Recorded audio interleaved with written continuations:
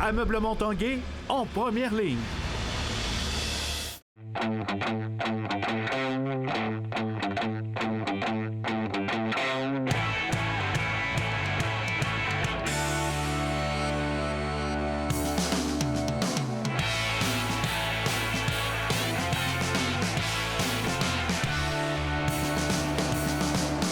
Bienvenue à l'Esprit sportif en ce mardi. Aujourd'hui, dans l'émission, on vous présente le nouveau club de tennis, les Dynamiques du Cégep de Sainte-Foy. Rencontre également avec le jeune pilote automobile de la Beauce, Raphaël Lessard, qui a appris une excellente nouvelle vendredi concernant la carrière en série NASCAR.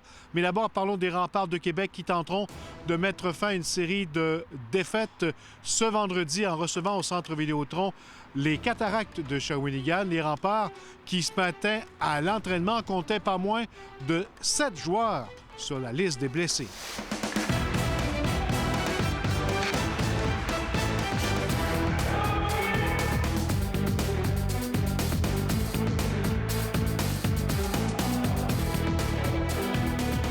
Patrick, on demande quoi à une équipe qui cherche des victoires, mais qui est décimée par les blessures? Écoute, c'est sûr que les blessures, présentement, nous affectent beaucoup. Regarde, ce matin, là, il nous manquait 7 à 8 joueurs sur la patinoire. Savoie, Chavez, Montreuil, Bibeau sont toujours le jour. Sergeyev, pas avant le début de décembre. Même chose pour Cournoyer. Puis Truchon, mais ça, on va voir comment l'enflure va au niveau de la cheville. Puis Melançon, mais c'est la même chose. Fait que, ça commence à peser lourd. Je me rappelle pas d'avoir vu autant de blessures dans une saison. On va frapper, après 23 matchs, je te dirais, on va frapper quasiment entre 60 et 70 joueurs, matchs manqués à cause de blessures. C'est du stock en griffe, là. Fait qu'on peut pas dénigrer ça, mais en même temps, ça permet à d'autres de prendre la relève, puis d'autres de se développer, puis c'est un peu ça l'objectif de l'équipe. Alors, il s'agit maintenant pour nous là, On joue pour 500. Quelqu'un m'aurait dit là, à la fin novembre, on jouerait pour 500, je l'aurais pris. Voici, seul devant le gardien, le tir est goal!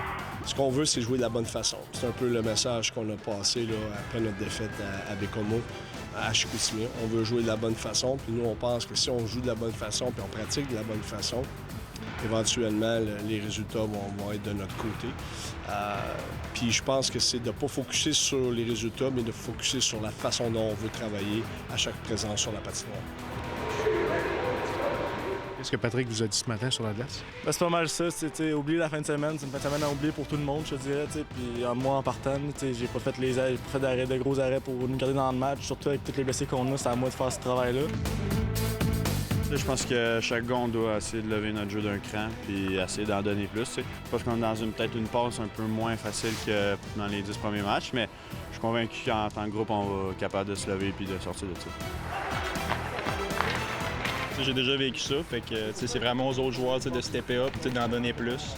Fait que, comme je dis, ça arrive dans des joueurs blessés. Fait que c'est comme j'ai dit, faut que nous, entre autres, là, on en donne plus pour essayer de combler ça. Bien, c'est la seule manière, de toute façon, de rebâtir la confiance en faisant les bonnes choses sur la patinoire. Puis à un moment donné, on va en gagner un, on va en gagner deux, puis on va se mettre à marquer les buts, on va se mettre à jouer bien défensivement. Alors, on travaille aussi certaines facettes de notre jeu qu'on pense qu'il peut être amélioré. T'sais, on a quand même joué beaucoup de matchs dernièrement, alors ça va être bon demain là, de faire d'autres choses puis de se refocusser pour jeudi. Jeudi, on va travailler beaucoup sur notre avantage numérique.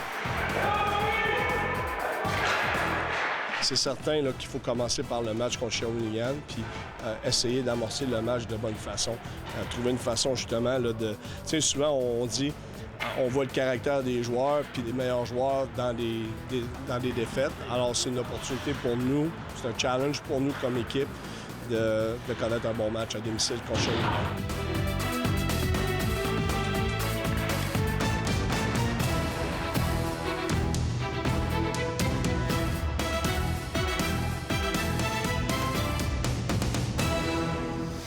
Le jeune pilote automobile de 18 ans, Raphaël Lessard, a appris toute une nouvelle vendredi alors qu'il pilotera à temps plein dans la série NASCAR camionnette dès la saison prochaine. Il prendra part aux 23 courses de la saison au volant de la Toyota Tundra numéro 4. Le reportage de Stéphane Turcot. We are racing at Martinsville. Ça prend 18 ans pour faire la saison complète, puis je vais la faire à 18 ans. Raphaël Lessard rentre dans la cour des grands. Il y a les camionnettes, il y a l'Xfinity puis la Monster Energy qui est la plus grosse. Dans le fond, c'est la 3e plus grosse série de courses automobiles NASCAR dans le monde. I checked with Raphaël Lessard just before this race. They haven't met up yet. Lessard a déjà couru 3 fois en camionnette en 2019 avec l'écurie de Kyle Busch. Le même Kyle Busch qui est champion de la dernière saison en NASCAR. Kyle Busch is going to win his second Monster Energy NASCAR Cup Series championship. Un Kyle Busch d'ailleurs qui semble bien aimer son jeune poulain de la Beauce. On allait pratiquer, faire des essais, puis lui, ça lui permettait de vraiment m'analyser, comme on dit. Tu courais contre Kyle Busch, là? Ouais, dans des jours de pratique. Behind him there, Raphaël Lessard, the rookie. Il avait sa voiture, j'avais ma voiture, puis on avait passé 2 jours à juste pratiquer. Puis là, il m'analysait, il était couché à côté de la piste, puis il me regardait passer. Puis il analysait tout ce que je disais, comment je chantais l'auto, puis je pense qu'il a aimé qu'est-ce qu'il a vu. C'est le fun en tabarouette. Au début, là, c'était stressant. C'est comme si je regardais Sidney Crosby direct en avant de moi. C'est avec un Toyota Tundra exactement comme ça que Raphaël Lessard va amorcer sa saison 2020 sur la série camionnette NASCAR sur le circuit mythique de Daytona le 14 février prochain. Première fois que je vais courir sur le circuit de Daytona, je suis même pas allé encore à l'intérieur de la piste voir la piste de quoi qui a l'air. Je l'ai juste vu à la télévision puis sur le simulateur. Fait que j'ai vraiment hâte. Là. Je suis fébrile juste à en parler. C'est un rêve qui va devenir réalité. Puis je vais courir à Las Vegas, je vais courir à Homestead au Miami, à Atlanta, c'est Chicagoland, Michigan. C'est toutes des pistes que je regarde depuis que je suis tout petit, puis que je regarde ça à la télévision, puis je me dis un jour, je vais courir contre eux. Fait que... Eh bien, le jour est arrivé, Raphaël. Stéphane Turcot, TVA Sport, à Québec. Après la pause, une première saison de tennis pour les Dynamiques du Cégep de Sainte-Foy.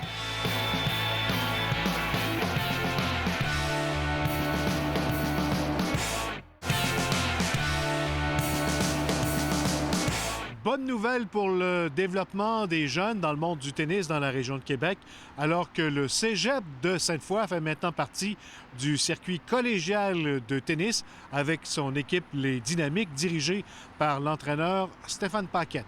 Le reportage de Jonathan Fournier.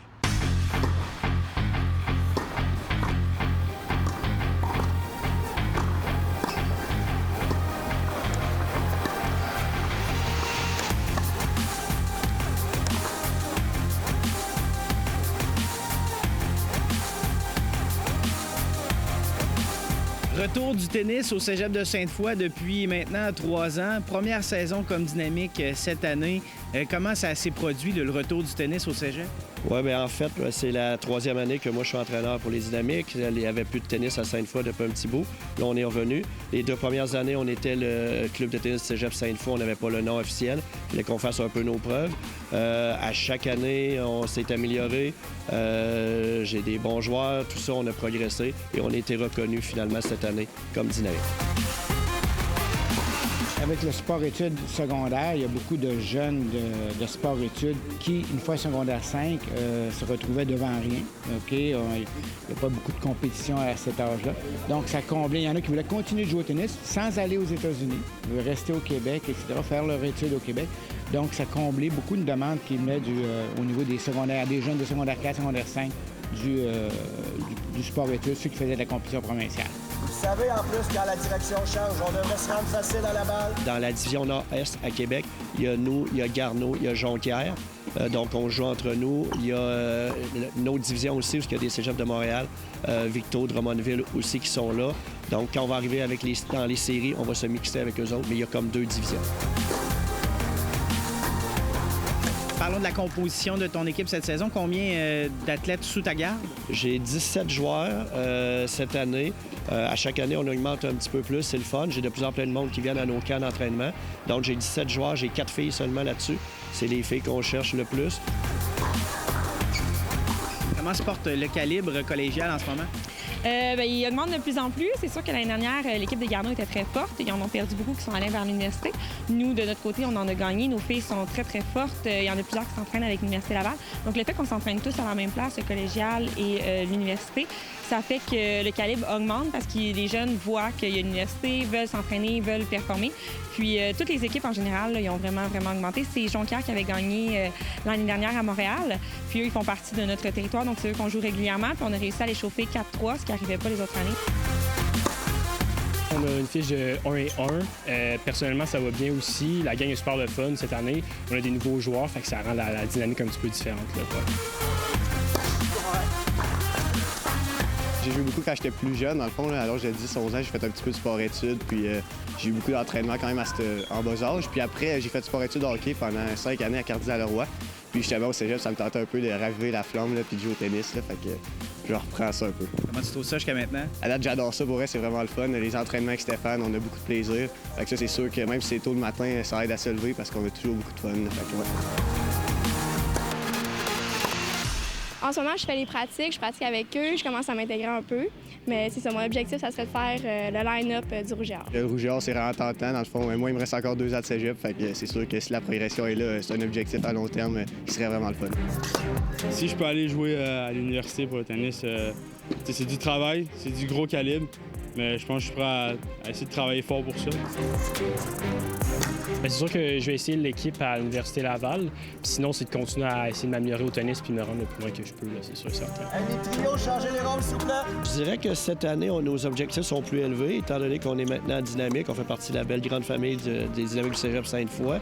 L'an passé, on a fait les séries. On a perdu en quart de finale. Cette année, moi, je vise le championnat vraiment. J'essaie de mettre ça, le focus avec les joueurs pour qu'on se rende le plus loin possible. Puis les joueurs embarquent de plus en plus. Fait que moi, j'y vais pour gagner le championnat. Bonne saison dynamique, merci. Merci beaucoup. Allez!